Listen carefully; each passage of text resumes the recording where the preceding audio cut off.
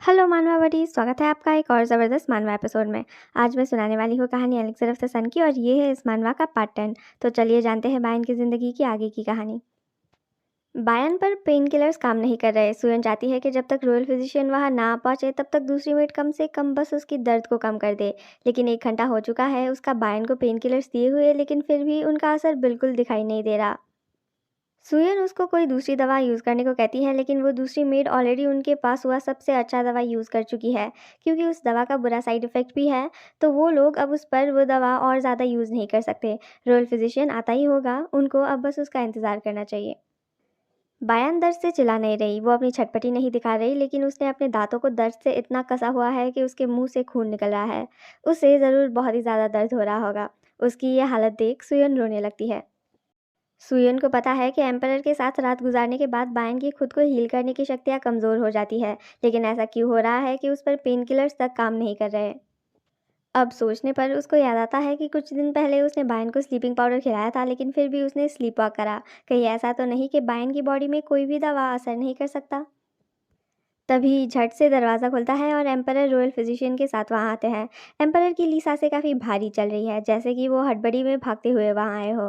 Royal physician Bayern को देखता है। वो कहता है कि ये साफ है कि ये रूबिन पाउडर के ही दाग है। अगर अभी वो बायन को छूते भी है तो भी उसको बहुत ही बुरी तरह से दर्द होगा। इसीलिए फिजिशियन किसी को भी बायन के घाव को ना छूने को कहता है। एम्परर बायन को इस हाल में देख होश खोने को है। तभी बायन कुछ कहने की कोशिश करती है। वो कहती है योर मैजेस्टी। एम्परर भी उसका नाम पुकारते हैं। बायन कहती है कि उसको दर्द हो रहा है, उसको बहुत ही ज़्यादा दर्द हो रहा है। एम्परर बहुत ही लाचार महसूस कर रहे हैं। आखिर ये सब कैसे हो गया। अब सोचने पर बायन के हाथ में एक चोट था। नॉर्मली तो वैसे चोट बहुत ही जल्द ही भर जाते थे, लेकिन वो चोट क्यों नहीं भरा था। एम्परर रॉयल फिजिशियन को बायन का दर्द हटाने को कहते हैं। इसके लिए वो फॉरबिडन हर्ब्स का भी इस्तेमाल कर सकता है। रॉयल फिजिशियन पहले पेनकिलर्स का इस्तेमाल करने की बात करता है, तो वो दूसरी मेड कहती है कि उसने वो ऑलरेडी ट्राई कर लिया है, लेकिन दवाइयों का कोई भी असर नहीं हो रहा है। रॉयल फिजिशियन कहता है कि ऐसा नहीं हो सकता। वो पूछता है कि उस मेड ने कौन सा दवा यूज़ करा, तो वो बताती है कि उसने मेसिन नाम के दवा को यूज़ करा। ये सुन रॉयल फिजिशियन की भी हालत ख़राब हो जाती है। मेसिन तक उस पर असर नहीं करा। मेसिन तो इतना स्ट्रॉन्ग दवा है कि उसको बस युद्ध भूमि में ही यूज़ करा जाता है। शायद अब स्लीपिंग पाउडर खिलाकर बायन को सुलाना ही सबसे बेहतर होगा। अगर कोई दूसरा होता तो अब तक दर्द से बेहोश हो चुका होता। अगर बायन भी बेहोश हुई होती तो उसके लिए अच्छा होता। उसको ये दर्द बर्दाश्त नहीं करना पड़ता। वो लोग उसको स्लीपिंग पाउडर खिलाते हैं, लेकिन बायन पर तो स्लीपिंग पाउडर भी असर नहीं दिखा रहा।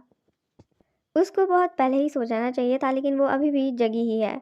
रॉयल फिजिशियन का मानना है कि दवाइयाँ बायन की बॉडी में कोई भी असर नहीं कर पाती, लेकिन एम्परर बस वहाँ खड़े होकर बायन को इस हाल में नहीं देख सकते। क्या कुछ भी नहीं है जो वो लोग कर सकते हैं? फिजिशियन कहता है कि उसको डर है कि अभी बस इतना ही करा जा सकता है। एम्परर कहते हैं बायन तुम्हारे ऊपर कोई भी दवा काम नहीं कर रहा, इसीलिए वो अपना सेंटेंस खत्म नहीं कर पाते। वो नहीं कह पाते कि वो अपना हिम्मत बनाए रखे। उनको पता है कि बायन के लिए अभी चीज़ें बहुत ही ज़्यादा मुश्किल हैं। एम्परर कहते हैं मैं तुम्हारे लिए क्या करूँ? तुम क्या चाहती हो मैं क्या करूँ? क्या मैं उन लोगों को पकड़कर तुम्हारे पास लाऊँ जिन्होंने तुम्हारे साथ ये किया है? क्या मैं उनके हाथ पैर काट दूँ? तुम जो कहोगी मैं वो करूँगा, मैं कुछ भी करूँगा। मैं उन सबको तुम्हारे पास लाऊँगा और तुम जो चाहती हो मैं वही करूँगा। तभी बायन एक बार फिर कहती है योर मैजेस्टी। एम्परर उसको कहने को कहते हैं कि वो क्या करे, तो बायन कहती है प्लीज़ मुझे अपने सीने से लगाइए। बायन की ये बात सुन एम्परर कुछ थोड़ा शांत होते हैं।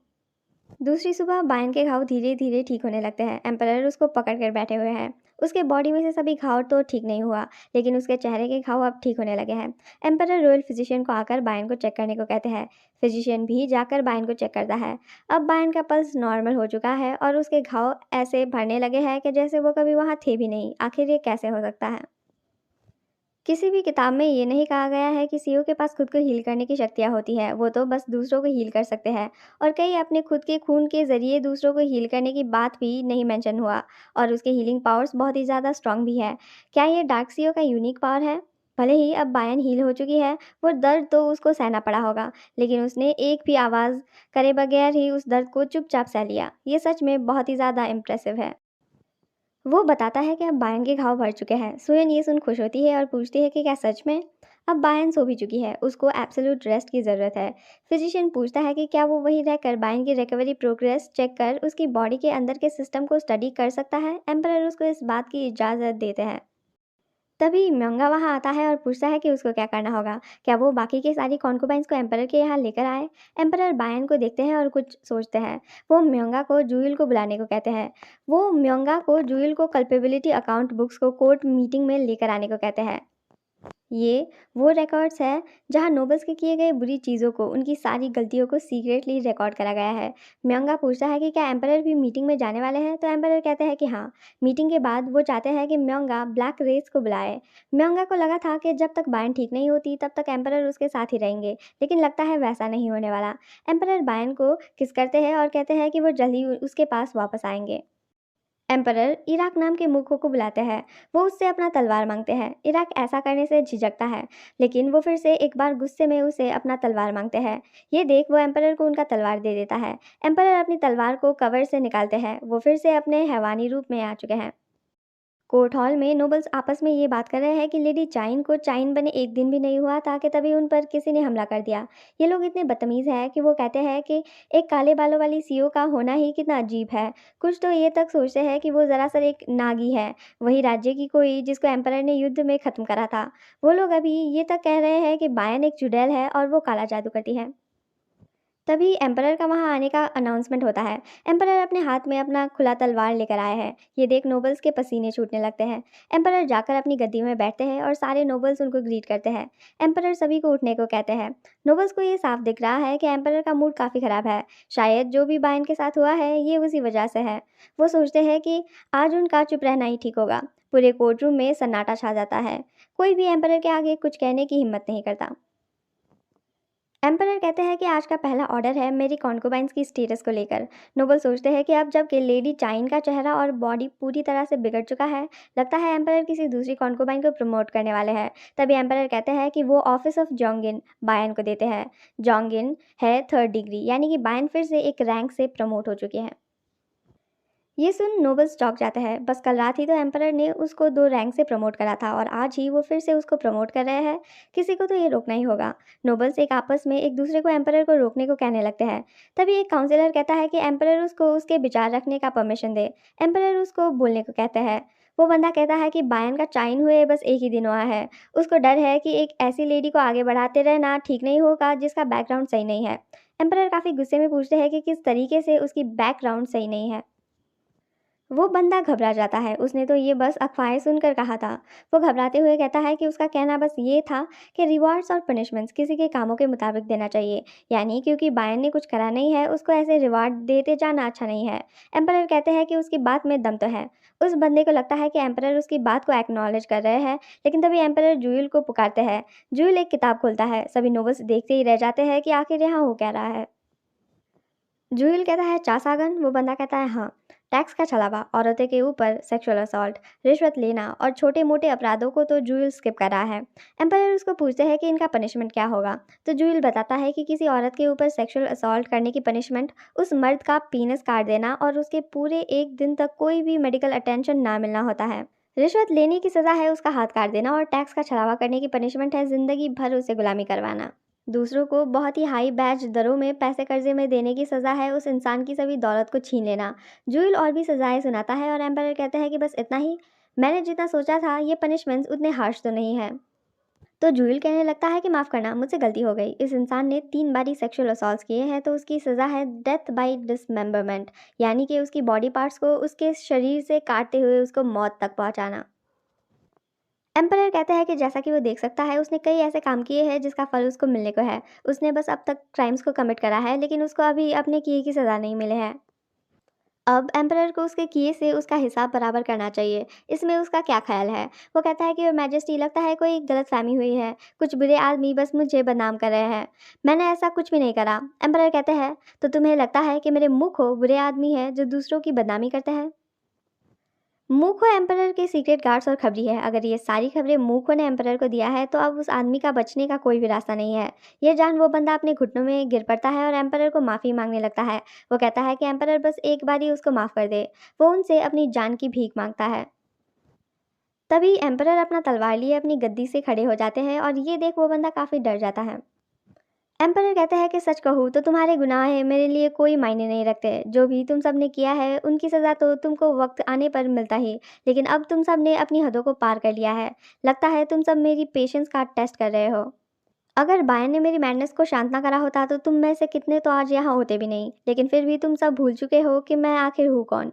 एक नोबल कहता है कि इस हादसे के बारे में उनको कुछ भी नहीं पता, उनको नहीं पता कि बायन के साथ वैसा किसने करा है, लेकिन वो जैसे भी कर उस अपराधी को ढूंढ कर निकालेंगे। वो एम्परर को उन पर रहम खाने को कहते हैं। वो सब निर्दोष हैं। एम्परर ये सुन हंसने लगते हैं। चोर ही चोर को पकड़ने की बातें कर रहा है। उस कल्प्रिट ने जिससे भी रूबिन पाउडर के बारे में पता करा है, वो इंसान तो ज़रूर ही उनमें से कोई एक है। वो सब कहते हैं कि उनको नहीं पता। एम्पायर कहते हैं कि ऐसा है तो कॉन्कुबाइंस तक रूबिन पाउडर की खबर कहाँ से पहुंची, जो कि बस एम्पायर के अंदर ही पाया जाता है। उसको खरीदने को भी बहुत ही ज़्यादा पैसा लगा होगा, और ये सब तभी मुमकिन है जब कोई नोबल उस कॉन्कुबाइन की मदद कर रहा हो। अब कोई भी कुछ नहीं कह पाता क्योंकि इन सब के पीछे वही सब है। अगर बायन के सर का एक बाल भी बांका हुआ तो वो सब जल्द ही देखेंगे उसका अंजाम क्या होगा। इसको एक सबक के रूप में लेना जो तुम सबको ये जानने को मदद करे कि वो कौन है जिसको तुम्हें अपने जान से प्रोटेक्ट करना चाहिए। इतना कहकर एम्परर अपना तलवार चलाते हैं और खून की नदियाँ बहने लग जाती है। सारे नोबल्स बहुत ही डर जाते हैं और चिल्लाते हुए वहाँ से भागने लगते हैं। चीखो, कांपो, जितना मर्जी चिल्लाओ, फिर भी तुम लोग उसका आधा भी दर्द महसूस करने से बहुत ही दूर होगे जो कल रात मैंने महसूस करा था। कुछ देर बाद एक मेड खून से भरे कपड़ों को लेकर जा रही है। ये देख नकाब में एक आदमी सोचता है कि इतना सारा खून आखिर यहाँ हो क्या रहा है। ये होता है एक्स चीफ जनरल गाय रंग। वो कहता है कि आज हवा कुछ अलग सी चल रही है। उसके पास आया बंदा कहता है कि वो ये क्या बात कर रहा है, तो गाय रंग कहता है कि पैलेस के आसपास सब कुछ बहुत ही ज़्यादा शांत है और सब कोई बहुत ही परेशान से दिख रहे हैं। उसके पास है ब्लैक रेत का ही एक बंदा हसन। हसन कहता है कि पता नहीं, शायद सब बिजी होंगे। गायरान गुस्से से पूछता है कि हसन कब से उसके साथ ऐसे इनफॉर्मली पेश आने लगा, तो हसन उसको याद दिलाता है कि वो अब उनकी ही जैसा एक ब्लैक रेत है। अगर उसको याद ना हो तो उसको चीफ जनरल के पोजीशन से हटा दिया गया था। गायरान कहता है कि वो बस टेम्पररी है, तो हसन भी कहता है कि वो टेम्पररीली उसके साथ इनफॉर्मल होगा। तभी वो लोग एम्परर के ऑफिस के बाहर पहुंच जाते हैं और एम्परर गार्ड को उनको अंदर भेजने को कहते हैं। जैसे ही दरवाज़ा खुलता है गायरंग काफ़ी हैरान रह जाता है। एम्परर खून से सने हुए हैं। वो लोग एम्परर को ग्रीट करते हैं। वो सोच रहे हैं कि कहीं उनका मैडनेस फिर से वापस तो नहीं आ गया। उनको तो लगा था कि बायन उनकी मैडनेस ठीक कर चुकी है। एम्परर कहते हैं कि आज से ब्लैक रेस रॉयल गार्ड का रोल लेने वाले हैं। गायरंग पूछता है कि उनको किसको गार्ड करना होगा, तो एम्परर कहते हैं बायन। ये सुन गायरांग चौंक जाता है। क्या एम्परर बायन को मेल गार्ड्स रखने देने वाले हैं, तो एम्परर कहते हैं कि वो लोग उसकी लॉज के फ्रंट यार्ड तक ही जा सकते हैं। गायरांग को शक है कि इससे बायन के बारे में बुरी अफवाह फैल सकती है। क्या वो जान सकता है कि एम्परर क्यों ऐसा कर रहे हैं। एम्परर बताते हैं कि पैलेस में रूबिन पाउडर फिर से वापस आ चुका है और कल रात वो बायन तक पहुंच गया। ये सुन यरंग और हसन काफ़ी चौंक जाते हैं। किसकी इतनी हिम्मत कि वो ऐसा करे। एम्परर कहते हैं कि ये मायने नहीं रखता, वो सब मिले हुए हैं। अभी बस एक ही बात मायने रखता है और वो है बायन का वो दर्द। इसीलिए आज सुबह एम्परर ने 3 नोवेल्स का सर काट डाला। वो सोचते हैं कि बस 3, वो तो उतना ज़्यादा नहीं है। वो ज़रूर एम्परर ने बस दूसरों को वार्निंग देने को किया होगा, इसलिए वो खून से लथपथ है। गायरांग को लगता है कि बस इतना करना काफ़ी नहीं होगा। जल्द ही वो फिर से रूबिन पाउडर का इस्तेमाल करेंगे, लेकिन एम्परर को बस कुछ ही वक्त के लिए उनको संभालना है। जल्द ही मेरिट बेस्ड अपॉइंटमेंट सिस्टम आने वाला है। एक मेरिट बेस्ड अपॉइंटमेंट सिस्टम का मतलब है कि एम्पायर का कोई भी नागरिक ऑफिस के ओहदों के लिए एग्ज़ाम दे सकता है। भ्रष्ट नोबल्स के साथ निपटने का ये पहला कदम होगा। नोबल्स को स्किल्ड नए ऑफिसर से रिप्लेस करने को जूल ने कई महीने लगाकर कल्पेबिलिटी अकाउंट तैयार करा, लेकिन इन सब का बयान को गार्ड करने से क्या ताल्लुक है और एम्पायर उस नई सिस्टम को इतनी जल्द ही क्यों स्टार्ट कर रहे हैं। एम्परर कहते हैं कि आज के बाद सभी नोबल्स को अंदाज़ा होगा कि उनके साथ क्या होने वाला है। अभी के लिए तो वो सब चुपचाप रहेंगे, लेकिन सरवाइव करने को वो बाद में ज़रूर रेबल करेंगे।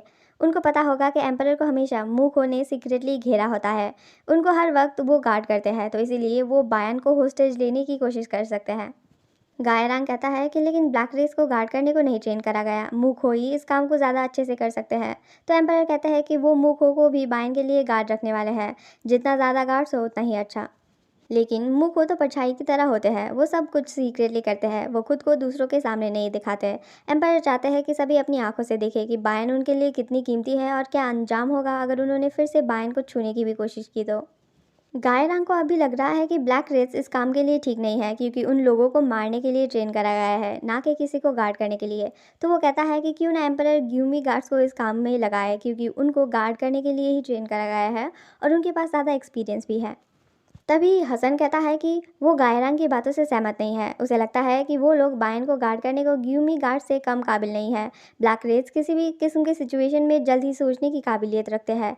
जैसा कि एम्परर को पता होगा, बायन ने कई ब्लैक रेज को हील करा हुआ है। अगर वो अब ग्यूमी गार्ड्स को इस काम पर लगाते हैं तो उनको भी बायन की शक्तियों का पता लग सकता है, यानी और भी ज़्यादा लोगों को उसकी शक्तियों का पता चलेगा।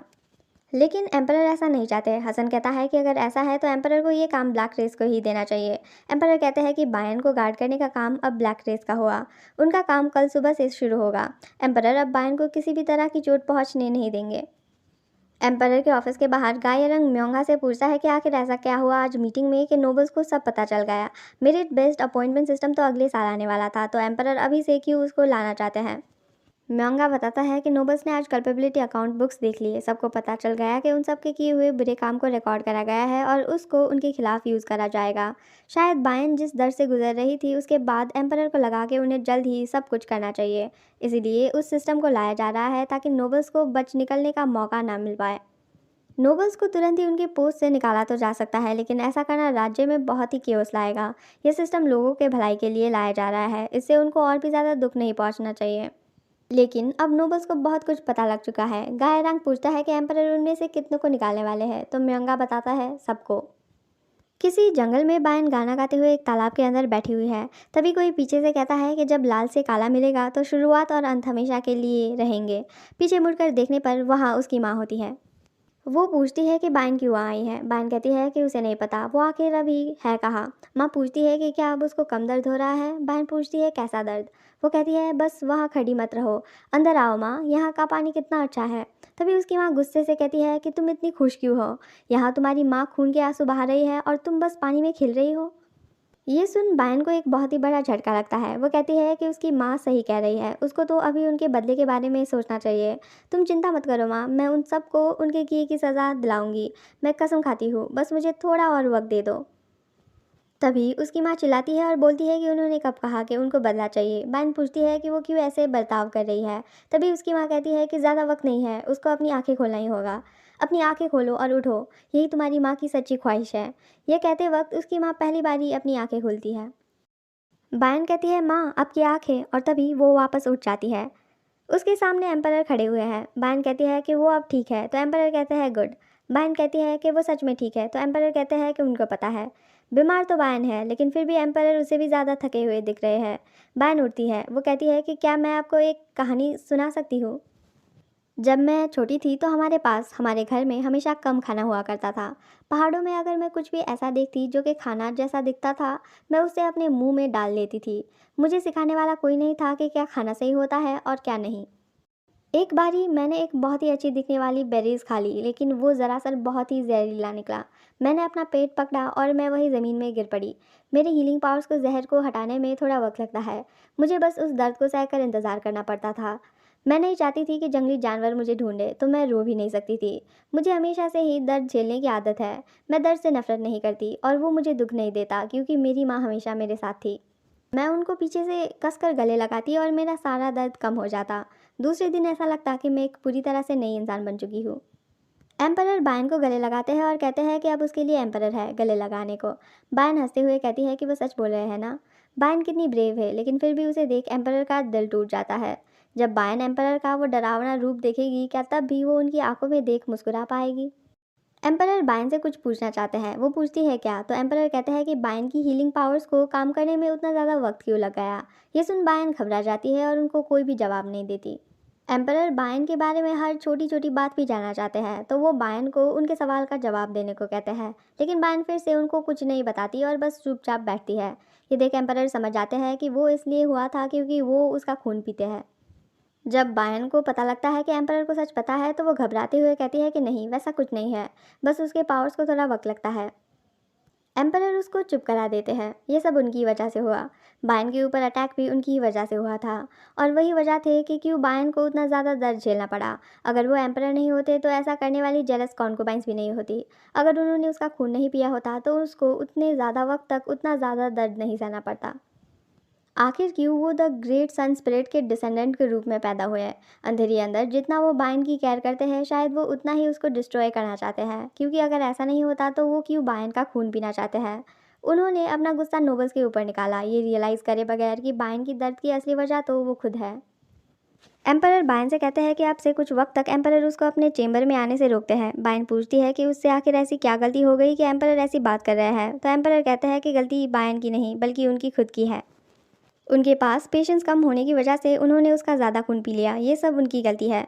लेकिन बायन उनको नफरत ना करे, वो एक बहुत ही सेल्फिश इंसान है, तो इसीलिए अगर बायन उनसे नफरत भी करे तो भी वो बायन को उनसे दूर जाने नहीं देंगे। बायन पूछती है कि क्यों नहीं, उसकी खून की वजह से, लेकिन एम्परर कहते हैं कि बात उसकी नहीं है। बायन कहती है कि तो फिर क्यों नहीं, बायन के भले के लिए क्या उनको उसे जाने नहीं देना चाहिए? अगर बायन उनके सामने रोए और गिड़गिड़ाए और उनको उसे जाने देने की भीख मांगे तो वो क्या करेंगे? एम्परर कहते हैं कि वो उसको बंद कर रखेंगे, वो बायन को किसी जगह अकेले में बंदी बनाकर रखेंगे और उसको वहीं जाकर देखेंगे, चाहे वो जितना भी क्यों ना रोले, वो उसे जाने नहीं देंगे।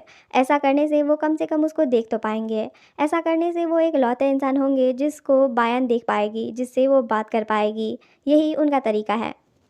एम्परर की ये बात सुन बायन गुस्सा नहीं होती और उल्टा ही हंसने लगती है। वो हंसते हुए कहती है कि उनकी बात उसको पसंद आई।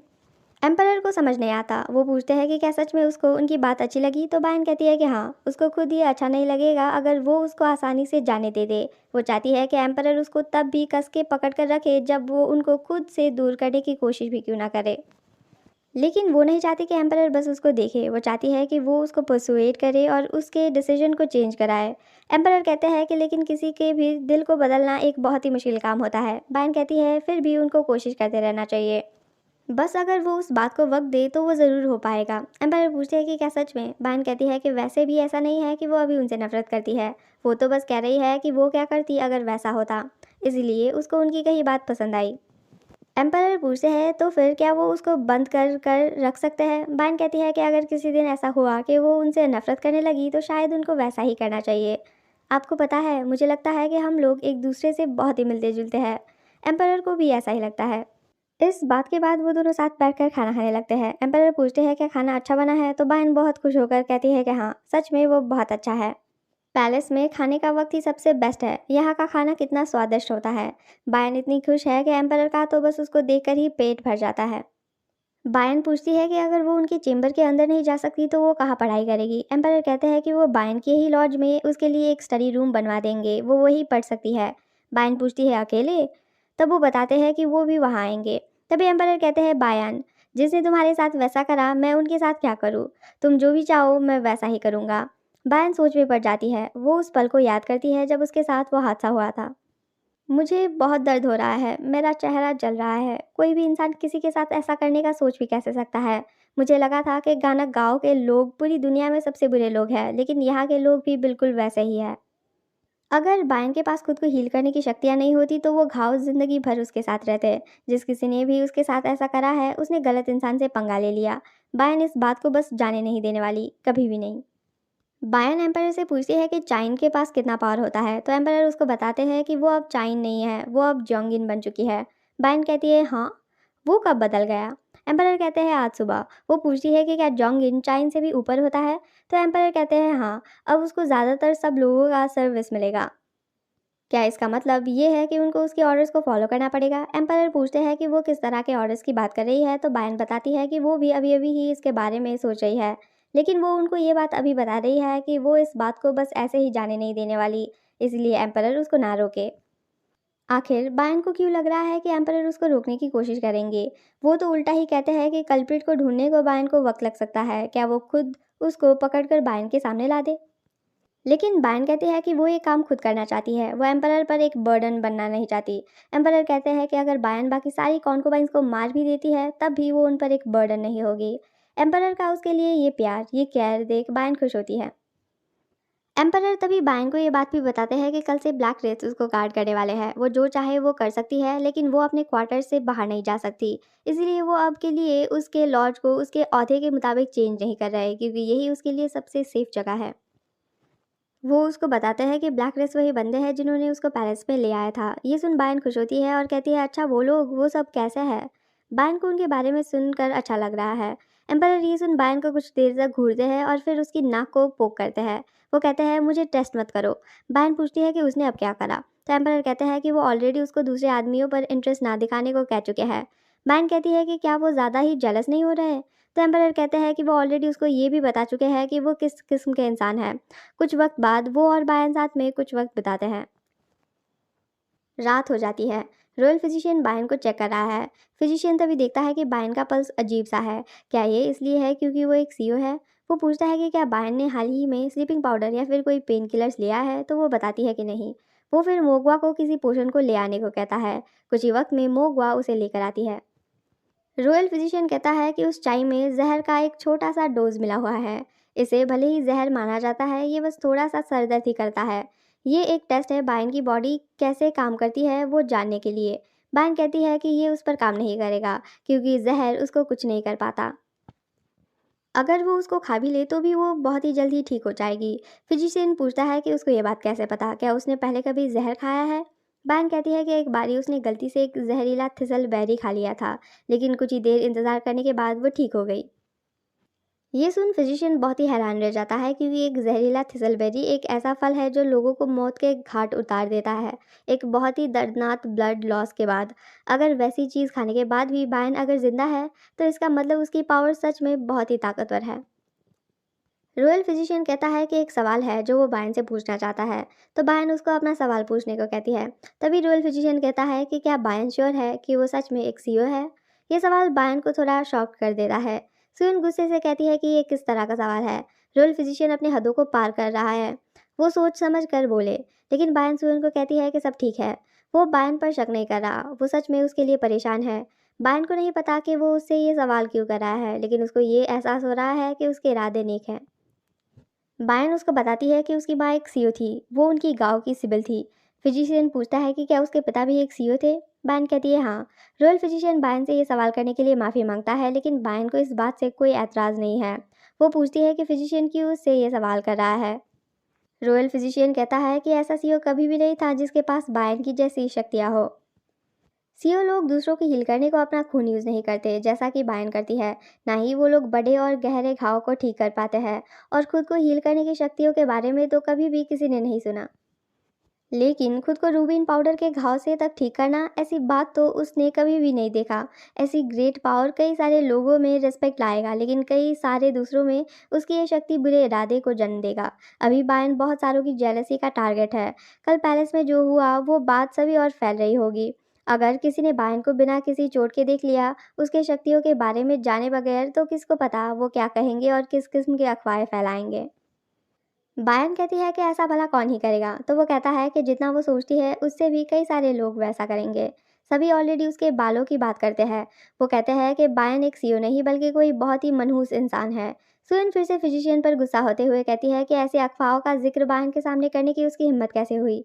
लेकिन बायन पूछती है कि क्या मनहूस का मतलब वो कहते हैं कि वो काला जादू करती है। रॉयल फिजिशियन उसको बताता है कि हाँ, जैसे कि नागी लोग जो काला जादू करा करते थे, पिछले युद्ध में उनको पूरी तरह से मार दिया गया। बहन पूछती है कि क्या वो लोग उसकी तरह दिखते थे, तो रॉयल फिजिशियन बताता है कि बिल्कुल भी नहीं। उनके बाल भी काले तो होते थे, लेकिन उनकी त्वचा बहुत ही ज़्यादा सफ़ेद होती थी और उनमें से एक बहुत ही अलग स्मेल आती थी।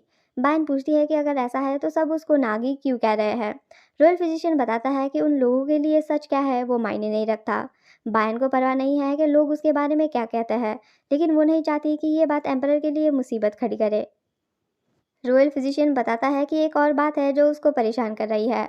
बायन की ग्रेट हीलिंग पावर्स की वजह से वो खुद को जहर और दूसरे खतरनाक चीज़ों से बचा तो सकती है, लेकिन उसकी बॉडी पेन किलर्स और स्लीपिंग एड्स जैसी अच्छी चीज़ों से भी लड़ती है। यानी कि बायन अच्छा और बुरा दोनों को खुद से दूर करती है। बायन पूछती है कि इसमें परेशानी क्या है। रॉयल फिजिशियन बताता है कि बायन कितने भी हेल्दी पोर्शंस को क्यों ना खाए, वो कोई भी उस पर काम नहीं करेंगे।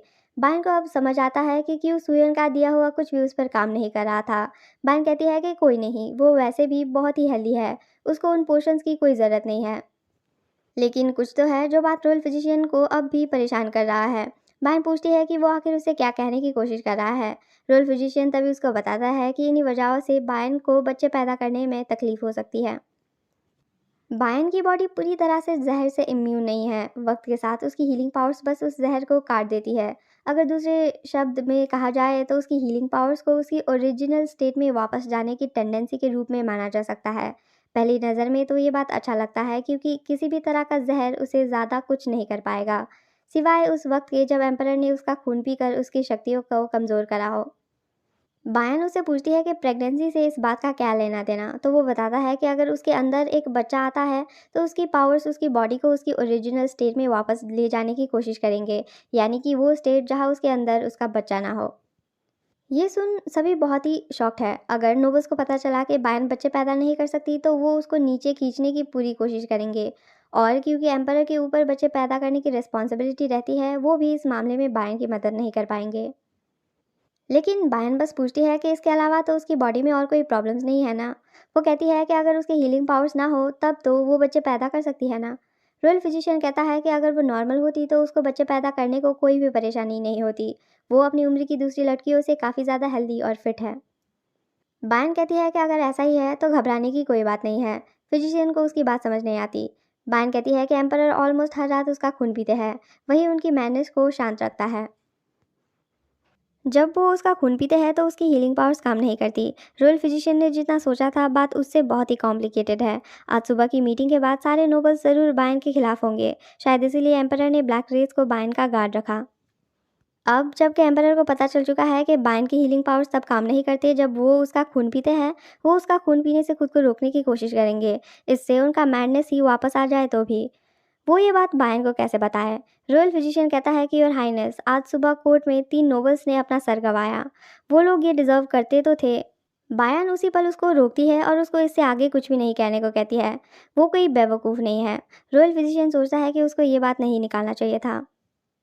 बायन खिड़की की ओर जाती है। बाहर बारिश हो रही है। आज सुबह एम्परर ने कहा कि उनका पेशेंट ना रह पाना ही सारी प्रॉब्लम्स की जड़ है, लेकिन ऐसा नहीं है। ये सब कुछ उसके खुद की वजह से हुआ है। बैन कहती है कि एम्परर उसका खून लेंगे, वैसे ही जैसे वो अब तक लेते आया है। रॉयल फिजिशियन कहता है कि क्या वो अपने सेल्फ हीलिंग पावर्स को दांव पे लगाएगी। बैन कहती है कि हर कोई उस तरह जीता है, किसी भी आम इंसान के पास वैसी शक्तियाँ नहीं होती, वो तो बस नॉर्मल बन रही है। बायन एम्परर और उनके बच्चे को पाने के लिए अपनी इतनी बड़ी शक्ति का त्याग कर रही है। अगर उसकी जगह कोई और होता तो शायद वो ऐसा नहीं कर पाता। रॉयल फिजिशियन का दिल बायन के लिए दर्द कर रहा है। उसको अपना खून एम्परर को देना होगा और अपनी पावर्स को भी गिव अप करना होगा। उसकी पूरी ज़िंदगी ही एक सैक्रिफाइस है। आखिर जब एम्परर उसका खून पीते हैं तब उसकी पावर्स क्यों काम नहीं करते? उन दोनों का रिलेशनशिप कितना बदकिस्मत है। रॉयल फिजिशियन बायन को अब से वो क्या खाती है उसका ख्याल रखने को कहता है। उसकी लेडीज़ इन वेटिंग उसको जो दे उसके अलावा उसको और कुछ छूना भी नहीं चाहिए। उसे याद रखना होगा कि क्या हुआ था जब उसने उस अनजान पाउडर बॉक्स को खुद से खोला था। बायन पूछती है कि क्या वो सब करना सच में ज़रूरी है, तो रॉयल फिजिशियन कहता है कि बाकी की सारी कॉन्कुबाइंस भी ऑलरेडी वैसा ही कर रही है। उनके पास हीलिंग पावर्स नहीं है तो इसीलिए वो सब और भी ज़्यादा केयरफुल है। वो कहता है प्लीज़ ये बात याद रखिएगा कि अब से आप भी उन सब की जैसे ही है। बायन कहती है कि वो ये याद रखेगी। दूसरी सुबह ब्लैक रेस एक बार फिर बायन के लिए कुछ ना कुछ ले जाने की तैयारी में है। आज ब्लैक रेस के क्वार्टर में एक अलग ही किस्म का रौनक है, क्योंकि सब फिर से बायन को मिलने को बहुत ही ज़्यादा एक्साइटेड है। बायन उन सब के लिए स्पेशल है क्योंकि उनसे बदले में कुछ चाहे बगैर ही उसने उन सबको हील करा था। उन सबको अपने जान की बाजी लगाकर भी बायन को गार्ड करना होगा। तभी बात ही बात में हसन चूगांग नाम के ब्लैक रेस से उसके परफ्यूम के बारे में पूछता है। चूगांग कहता है कि बायन को ये खुशबू अच्छी लगेगी क्योंकि सभी औरतों को ये पसंद होता है। हसन बताता है कि उसको बायन के पास जाने का कभी मौका ही नहीं मिलेगा। चुगंग कहता है कि हसन ये कैसी बात कर रहा है, उसको गार्ड करने को उन सबको उसके पास तो जाना ही होगा। ये सुन सभी ब्लैक रेस उस पर अपने तलवार टांग देते हैं। हसन कहता है कि उनको कभी भी बायन के लॉज के अंदर कदम तक नहीं रखना है। अगर वो ऐसा करते हैं तो इसकी कीमत उनको अपनी जान देकर चुकाना पड़ सकता है। चुगंग पूछता है तो फिर वो सब उसको कैसे गार्ड करेंगे। वो सब बायन के लॉज के आसपास एक बड़े से सर्कल में बैठने वाले हैं। लॉज के अंदर मुंह को गार्ड कर रहे हैं और ब्लैक रेस का काम बस बाहर का देखना है। चूगंग को ये बात पसंद नहीं। हसन बताता है कि चाहते तो वो सब उसके पास रहकर उसको गार्ड करने को है, लेकिन ऐसा करने से बायन के बारे में बुरी अफवाहें फैल सकती हैं। अगर ऐसा होगा तो फिर एम्परर उनको हटाकर कोई और को गार्ड करने का काम भी दे सकते हैं, और ये बात उनमें से किसी को भी अच्छा नहीं लगेगा, इसलिए उनको ध्यान रखना पड़ेगा। गायरांग ने बायन को गार्ड करने के लिए ग्यूमी गार्ड्स को सजेस्ट करा था। वो लोग बायन को उन गार्ड्स के हाथों नहीं छोड़ सकते। हसन बाकी से कहता है कि ये कभी मत भूलना कि हर हाइनेस ऑलरेडी बहुत ही दर्द झेल चुकी है। अब फिर से उनके साथ वैसा कभी नहीं होना चाहिए। ब्लैक रेस सच में बायन की बहुत केयर करते हैं और उसको हर बुरी चीज़ और बुरे इंसान से प्रोटेक्ट करना चाहते हैं। उन सबको जानने का मन था कि बायन अब कैसी है, लेकिन अफवाहों से उसको बचाने के लिए वो कभी भी उसके पास नहीं जाते, बस दूर से ही उसको छुप कर देखते हैं। अब जबकि उनके पास एक ऑफिशियल वजह है बायन को देखने का, तो सभी बहुत एक्साइटेड है और गायरांग को भी वैसा ही महसूस होता है। एम्पायर में गर्मी बहुत ही बढ़ चुका है। वादम एम्पायर में अभी गर्मी का मौसम शुरू हो चुका है। सुयन बायन के लिए खाने और पीने की चीज़ें लेकर आती है और तभी बायन का दिमाग में कोई आइडिया आता है और वो भागती हुई बाहर चली जाती है। वो कहती है, हसन, यहाँ बाहर बहुत ही गर्मी हो रही होगी ना, क्यों ना तुम सब अंदर आकर चाय नाश्ता कर लो। लेकिन हसन इस बात को मना कर देता है और सुयन भी बायन को ऐसा ना करने को कहती है। सुयन ऑलरेडी बायन को सारे रूल्स समझा चुकी है, लेकिन फिर भी उन काले कपड़ों में दिन भर धूप में खड़े होकर रहना बहुत ही मुश्किल होगा। बायन को लग रहा है कि उसकी वजह से उनको कितने तकलीफ झेलने पड़ रहे हैं। जब बायन पहली बारी पेरिस में आई थी तब उसको लगता था कि रूल्स तो रूल्स होते हैं, उसको उन्हें फॉलो करना चाहिए। लेकिन जैसे जैसे वो पढ़ रही है उसके मन में कई सारे सवाल पैदा हो रहे हैं। रूल्स कहते हैं कि एक कॉन्कुबाइन को अपने पति के अलावा किसी दूसरे मर्द के साथ नहीं रहना होगा। बायन को पता है कि ये बुरी अफवाहों को फैलने से रोकने के लिए है, लेकिन यही रूल्स मर्दों के लिए क्यों कुछ नहीं कहते। मर्द तो जितने चाहे उतनी बीवियाँ और कॉन्कुबाइंस को रख सकते हैं। घाना गांव के लोग काफ़ी सेल्फिश थे, लेकिन कम से कम वहाँ आदमी और औरतों को बराबर ट्रीट करा जाता था। क्या उनको बस अंदर परछाई में लाना भी इतना गलत होगा? ऐसा तो नहीं है कि वो उनको अपने बिस्तर में ही ले जा रही हैं। चलते चलते वो लोग एक कमरे में आ पहुँचते हैं। ये एक स्टडी रूम है जो एम्परर ने बायन के लिए बनवाया है। ये कमरा अब बनकर तैयार होने ही वाला है। कुछ ही दिनों बाद अब बायन इस कमरे को यूज़ कर पाएगी। बायन इस कमरे में बैठकर बहुत ज़्यादा पढ़ाई करने को काफ़ी एक्साइटेड है। तभी उन्हें कुछ आवाज़ें सुनाई देती है। बायन जाकर ब्लैक रेस से पूछती है कि बात क्या है, तो वो उसको एक चिट्ठी देते हैं। बायन पूछती है कि वो क्या है, तो हसन बताता है कि एक लेडी इन वेटिंग ने उनको ये चिट्ठी बायन को देने को बहुत रिक्वेस्ट करा। जैसे ही बायन उसको देखती है उसको एक काफ़ी बड़ा झटका लगता है। वहाँ बाहर लिखा होता है सामा ह्योन कॉन्कुबाइन, यानी ये चिट्ठी उसको भेजने वाली सामा है।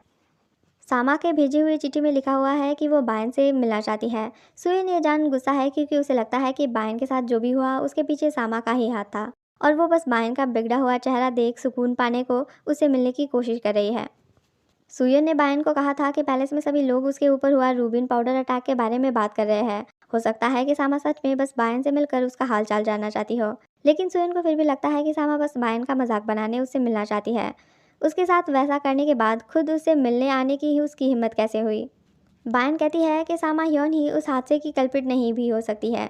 सुयन बायन से कुछ नहीं कहती, लेकिन मन ही मन उसको अब भी लगता है कि सामा के पास ही सबसे ज़्यादा वजह है बायन को नुकसान पहुंचाने का। सामा के पास कई नोबल्स का सपोर्ट है, तो वही सबसे ज़्यादा अमीर कॉन्कुबाइन भी है। अफवाहों के मुताबिक वो बहुत ही ज़्यादा मीन है और वो दिन ब दिन अपनी लेडीज़ इन वेटिंग को भी बदलती है। लेकिन जब भी सुयन बायन को ये सब बातें बताती है, बायन बस ये कहती है कि उनके पास कोई प्रूफ नहीं है। माकरिम कहता है कि रूबिन पाउडर एक फॉरबिडन आइटम है, तो उसको बनाना काफ़ी मुश्किल होता है, इसीलिए रूबिन पाउडर सबसे कीमती चीज़ों में से एक है। अगर ऐसा है तो क्या ये काम करने वाली कॉन्कुबाइन वही नहीं है हुई जिसके पास सबसे ज़्यादा नोबल्स का सपोर्ट है और जो सबसे अमीर है? यानी माकरिम को भी लगता है कि वो काम सामाह्योन का ही था। बायन फिर भी उनकी बात से सहमत नहीं है। एम्परर ने कहा था कि अब तक तो रूबिन पाउडर हर कॉन्कुबाइन के हाथों में पड़ चुका है।